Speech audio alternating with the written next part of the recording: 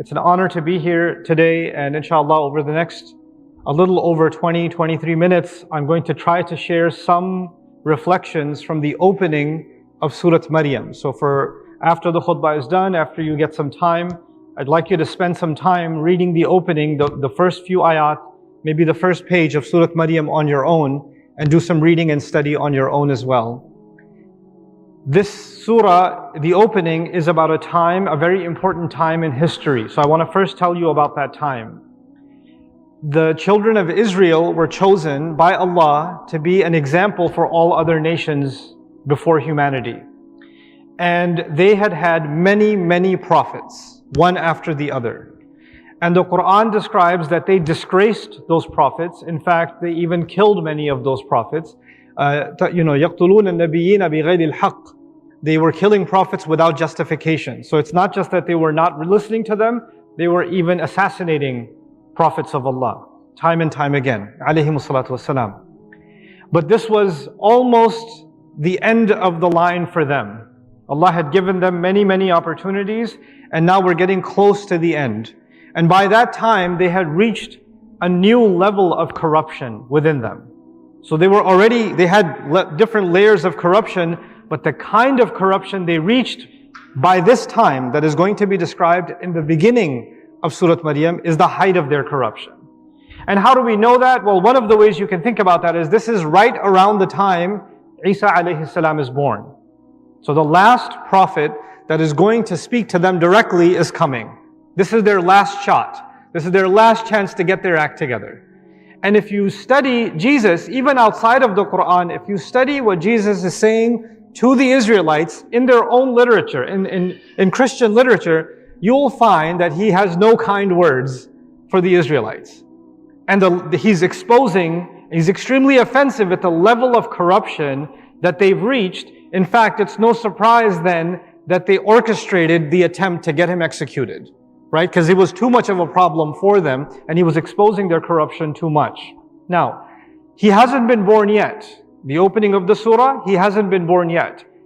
It opens with actually his mother's uncle.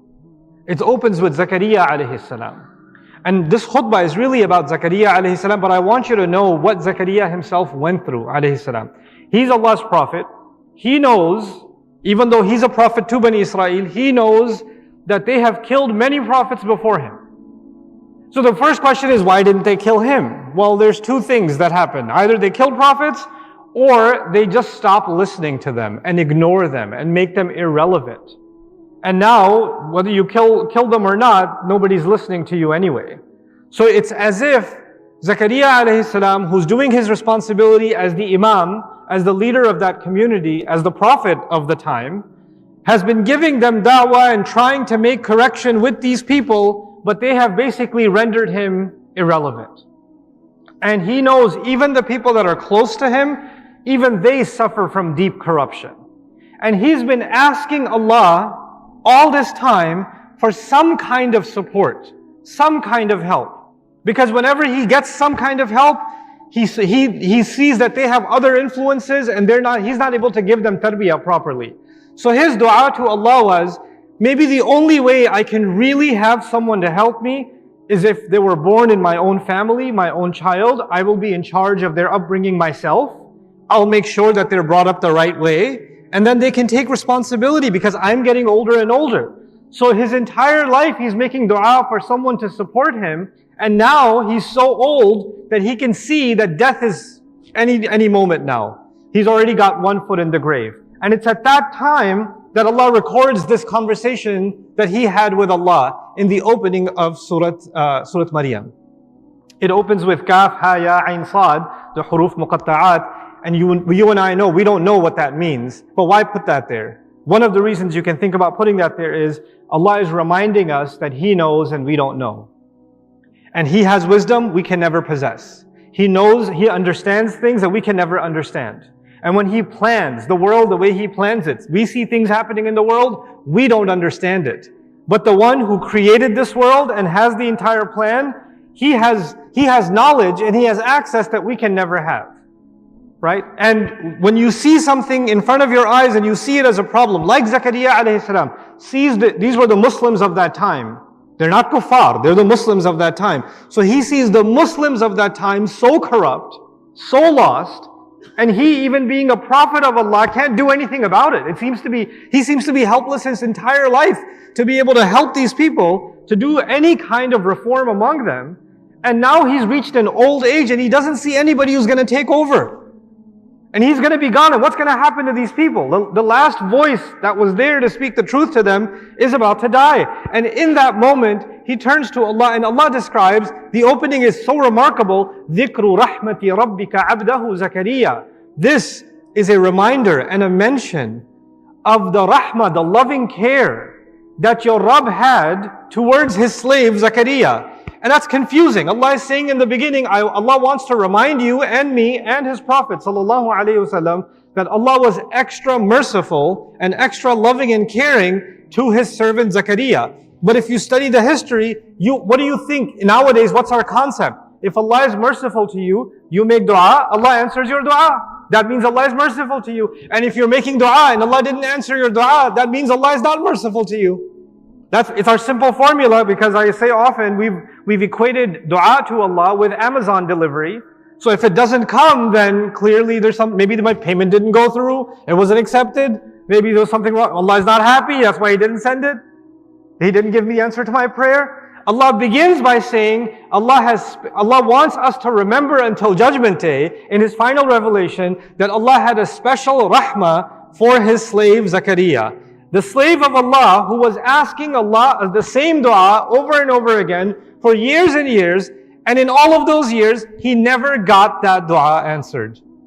He never got that dua answered. So what the first lesson to learn here is, your dua and my dua not being answered according to our timetable has nothing to do with the rahmah of Allah.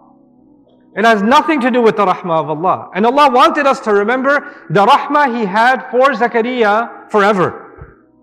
Now look at the frustration of Zakariyya alayhi salam. Zakariyya alayhi salam is among Muslims, and the vast majority of them are in deep corruption. He doesn't have any support system. Who's he going to You can complain about the kuffar to the believers. Who are you going to complain to about the believers themselves? Where are you going to go? Right?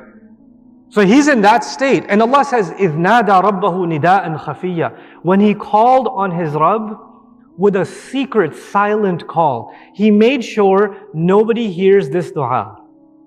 This is incredible. Now billions of people know this dua. Allah put it in the Qur'an. Now everybody knows it. But he made sure that his dua would be a secret. إِذْ نَادَى رَبَّهُ نِدَاءً خَفِيًّا. Now what's amazing about that is, one of the rahmah that Allah has given Zakariyya alayhi salam, to this day, every time somebody's reciting the Qur'an and they recite Surah Maryam, who's getting the ajr? Who's getting the reward? And that dua he made in secret, no human being recorded it, no historian knew about it, it's not in the Bible, it's not recorded in their books, because it was a secret dua. He didn't tell anybody.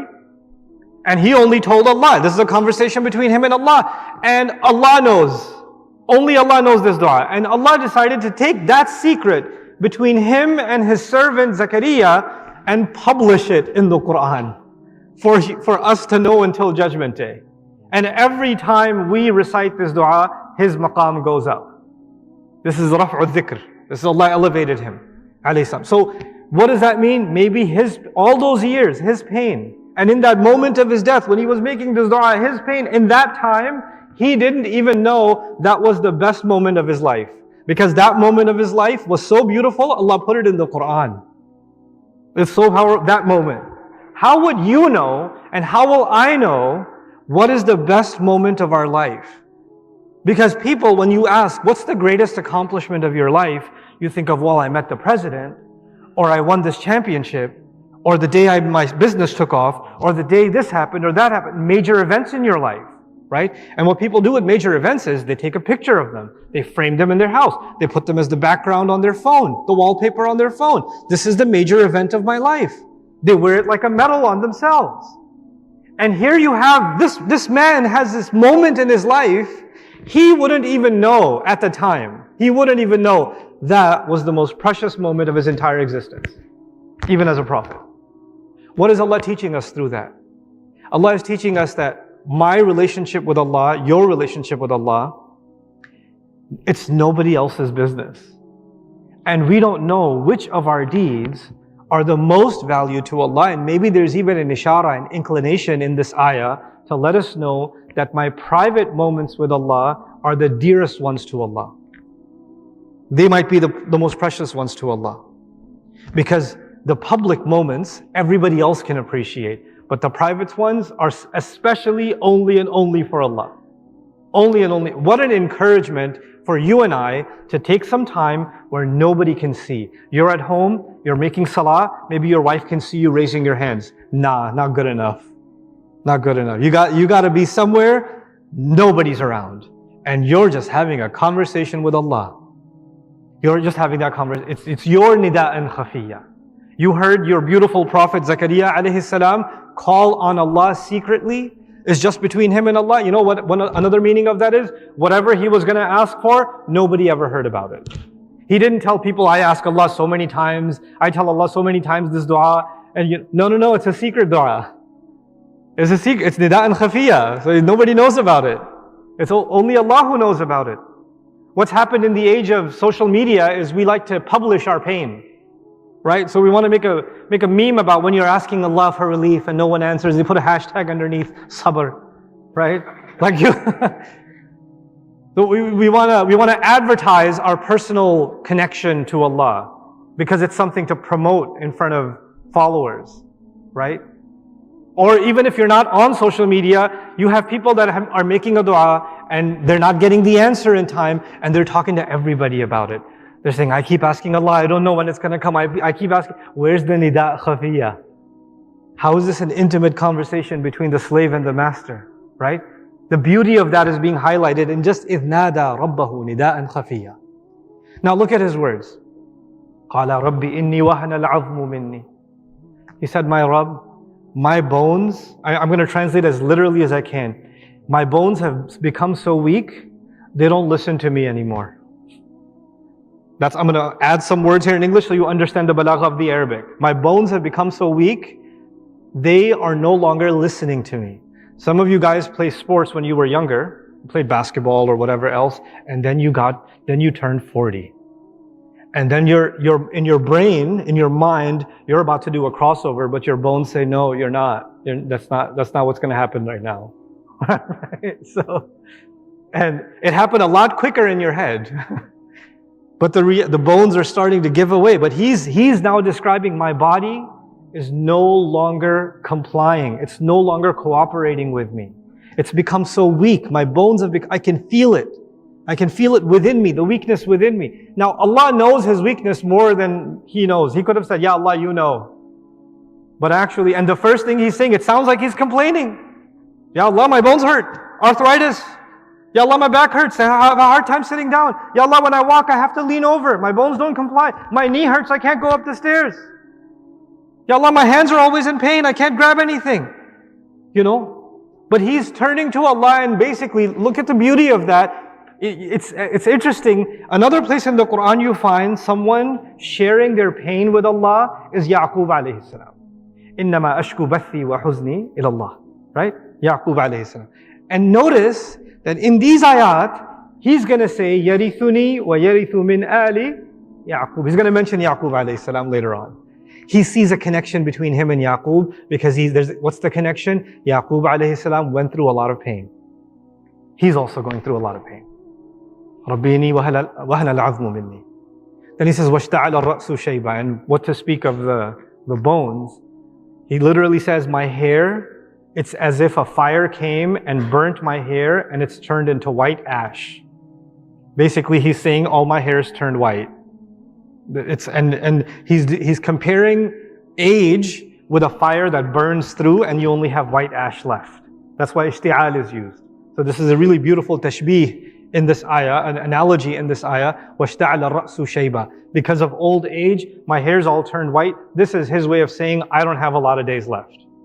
Ya Allah, you know when I'm going, but it looks to me like I'm going. My body's kind of telling me it's time to go. They say in Arabic, shaybuka na'ik. Your graying or whitening hair is the alarm that it's time to go. You know, back in the day, they used to have an alarm when there's a war coming. Or there's a horn that gets sounded and the whole village wakes up. That's the na'i, right? So they say when your hair's turning gray or turning white, then the horn has been sounded. It's time to go. Get ready.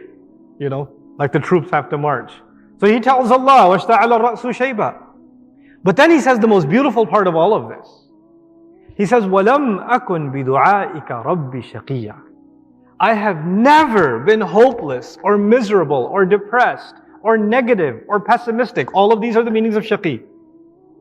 I have never been any of those things when it comes to asking you for something, making dua to you.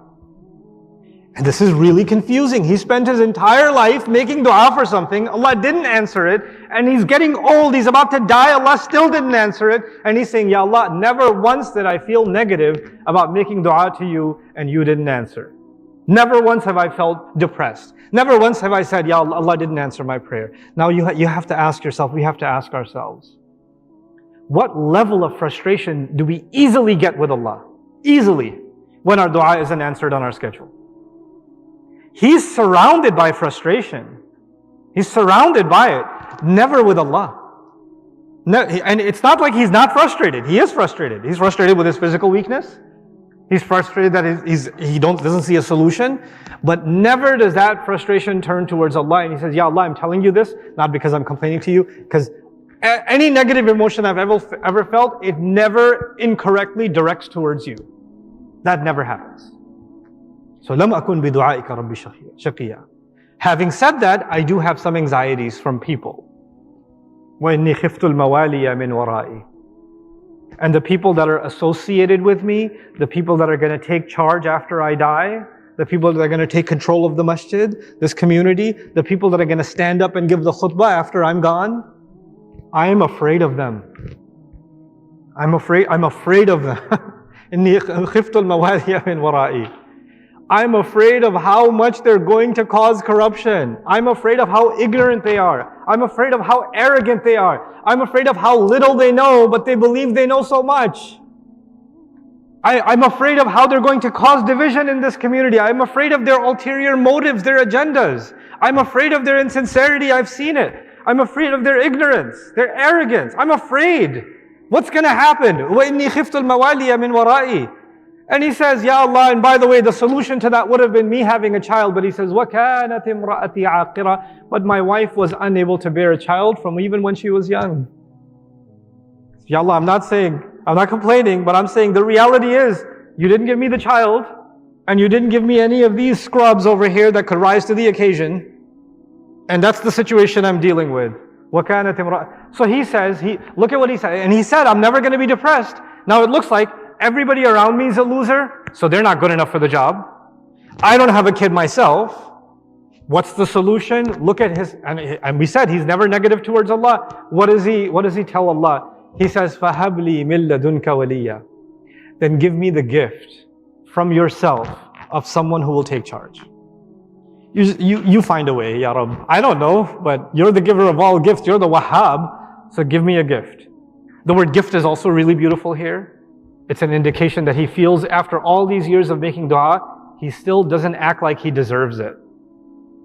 He still understands Allah doesn't owe me anything. If even now Allah gives me, that will be a gift. Not because I deserved it. What's happened with us in dua? We make dua to Allah, and now all of a sudden, the dua, the answer to the dua, is almost an expectation from Allah that if Allah doesn't deliver, He hasn't met my expectations. I did my part of the deal, where's his part of the deal? Wait, hold on. If this is your expectation, then it would not be a hiba min Allah. It wouldn't be a gift, because a gift is not expected. Unless you have some really crazy drama auntie, she expects gifts. But gifts are not expected. Gifts are an unexpected thing. They're not earned. It's an unearned thing. He says, Ya Allah, I'm not entitled to it. But if you can just give me the gift of someone who will take charge after me. يَرِثُنِي وَيَرِثُ مِنْ آلِ يَعْقُوبَ. He will inherit me, and he will inherit from the family of Yaqub.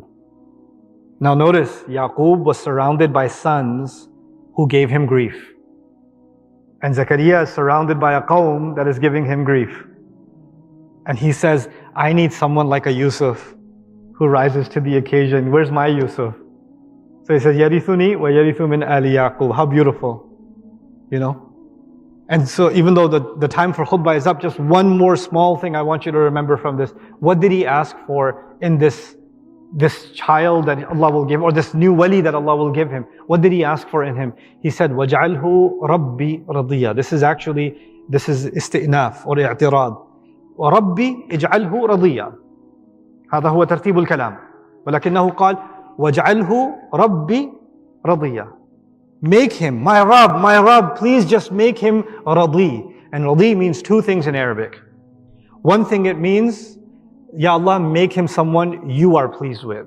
It doesn't matter if I see something in them or not, so long as you see their potential, that's good enough for me.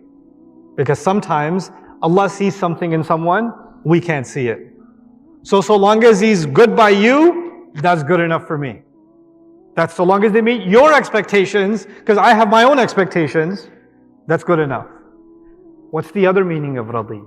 It actually means, Ya Allah, make him someone, no matter what happens, they stay content with you. You're content with them, but they also stay content with you. Like he himself, all these years, no prayer answered, but he's content with Allah. Ya Allah, I need someone who can live in a frustrating situation, in difficult circumstances, but never do those circumstances impact their relationship with you. That doesn't happen. They remain radi with you. They remain content with you. That's the kind of next generation I need. That's the kind of wali I need. This beautiful, private, personal dua was recorded, and I believe one of the reasons this was recorded in the Qur'an is that this is the way we should be asking Allah for our next generations. This is what we should be asking Allah for our generations. Like, what are the qualities we want when we're gone from here? What qualities do we want our next generation to have? And if these are the qualities that they should have, it's not just going to happen on its own. We're going to have to develop a means, a system in the family, in the masjid, among friends. We're going to have to develop a system. We create that kind of influence among our young generation so they grow up to be radi. They're growing up to be pleased with Allah and Allah is pleased with them. Like that's the benchmark of, okay, now I can die in peace. Now I can die in peace, you know? So this is something I want you to recite on your own. Even memorize these opening ayat. They're very easy, very short ayat.